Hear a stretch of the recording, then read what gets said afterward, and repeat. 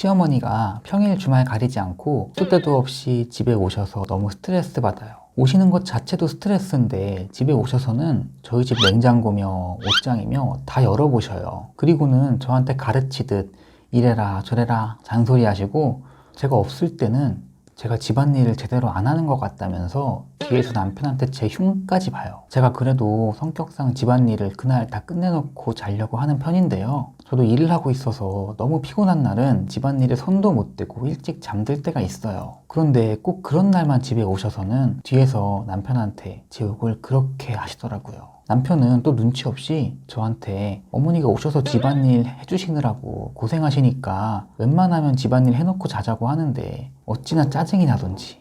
그런데 문제는 어머님이 주말 아침에도 이렇게 갑작스럽게 오신다는 거예요. 저도 사람인지라 주말에는 늦잠도 좀 자고 싶고 쉬고 싶은데 매주 이렇게 아침마다 오시니까 잔소리 듣기 싫어서라도 눈 뜨자마자 대청소부터 해요. 평일이고 주말이고 정신적으로 스트레스를 너무 받아서 남편한테 시어머니가 좀 덜 오시면 안 되겠냐고 말 좀 해달라고 부탁한 적도 있어요. 그랬더니 오히려 우리가 지금 맞벌이를 하고 있으니까 일을 하나라도 좀 덜어주시려는 마음에 오시는 거고, 또 저 밥하기 힘들까봐 반찬까지 해주시는데 오지 말라고 하는 거는 좀 아닌 것 같다면서 저보고 이기적이래요. 제가 좀 안 좋은 말을 잘 못하는 성격이라서 남편한테 대신 말 좀 해달라고 부탁했던 건데, 이런 말만 꺼내면 자꾸 이상한 사람 취급하고 뭐 이런 것만 생각하면 너무 화가 나고 스트레스 받아요. 요즘은 계속 이렇게 살아야 하나 하는 막막함 때문에 이혼 생각도 들어요. 시어머니 문제가 해결되는 날이 오기나 할까 싶기도 하고, 제가 이렇게 참는 게 맞는 건지도 잘 모르겠어요. 도와주세요. 시어머니가 이렇게 시도 때도 없이 방문하는 것 때문에 고민이 있으시네요.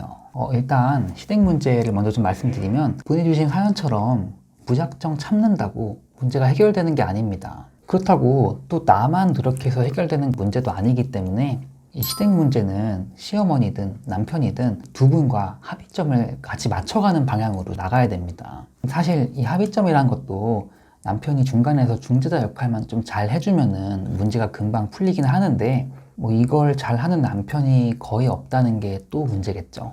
일반적으로 남편들은 이 상황이 닥치면 회피해버리거나 아니면 아내에게 이해를 강요하거나 이 두 가지 중 한 가지 모습을 보입니다. 이 사연도 마찬가지로 시어머니 때문에 우리 당사자분께서 스트레스를 받고 있는 상황인데도 남편분은 그저 이해하라고만 하고 있어요. 남편이 이렇게 나올 경우에는 우리 당사자분께서 시어머니와 직접적으로 좀 합의점을 찾아가는 수밖에 없는 것 같아요. 사연으로 다시 돌아와서 시어머니가 왜 자꾸 이렇게 집에 방문하시는 걸까요? 갑작스럽게.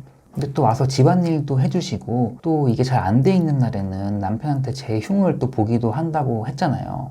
제 생각에는 자식들이 지금 잘 살고 있는지 걱정되는 마음을 자꾸 확인하려고 하시는 것 같아요. 그렇다면은 지금 우리가 잘 살고 있다는 것을 시어머니께 자꾸 보여드리고 노출시켜서 그 걱정을 덜어드리는 방향으로 가야 될 것 같아요.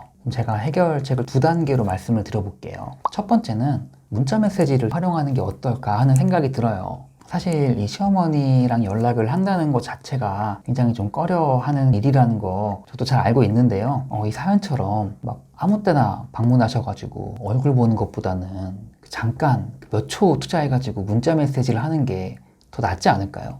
근데 이 메시지를 보낼 때도 메시지의 핵심은 시어머니의 걱정을 해소해드리는 거예요.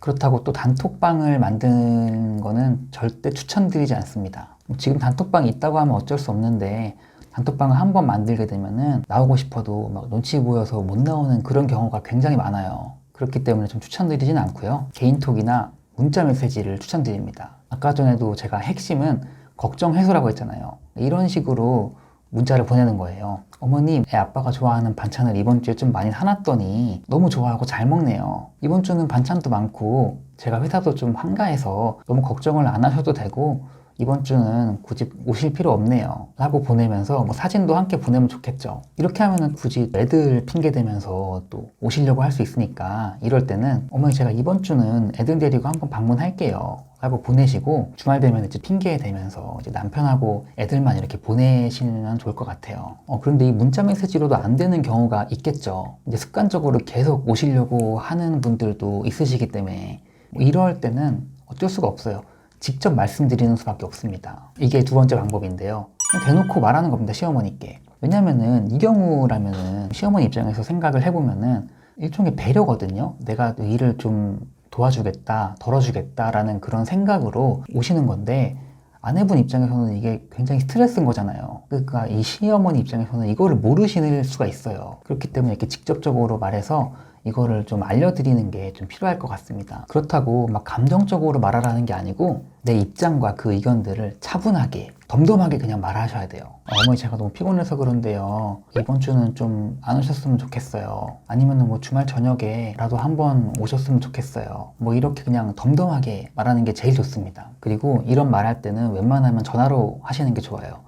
왜냐면은 문자로 하면은 못 봤어 뭐 이렇게 하실 수가 있기 때문에 웬만하면 전화로 하시는 걸 추천드립니다. 물론 이게 시어머니께 직접적으로 말한다는 게 사연자분께는 굉장히 힘든 일일 수도 있을 것 같아요. 아까도 제가 읽었지만 사연자분께서는 일단 거절을 잘 못하시는 성격이라고 하셨잖아요. 그런데 이게 처음에 말 꺼내는 게 힘들지 이번에 한번 말을 꺼내면은 거절하는 게 더 수월해집니다. 또 이런 시어머니 문제라는 게 지금이야 뭐 방문 문제지만 나중에라도 언제든 생길 수가 있는 문제잖아요. 그때도 거절을 또 수월하게 좀 할 수 있는 그런 장점이 있기 때문에 이번에만 마음을 굳게 먹으시고 말 한번 꺼내시는 게 좀 좋을 것 같습니다. 그렇다고 절대로 감정적으로 하시면 안 되고 시어머니와 이렇게 차분하게 합의점을 찾아가신다는 생각으로 이 문제를 해결하시면 좋을 것 같습니다. 그리고 오늘 제가 말씀드린 방법들 2가지인데 이거 한번 해보시고 잘 안 된다면은 또 저한테 알려주세요. 제가 또 생각해보고 다른 방법들로 계속 맞춰 가봐야 되니까 마음 편하게 생각하시고 너무 걱정하지 마세요. 잘 될 겁니다.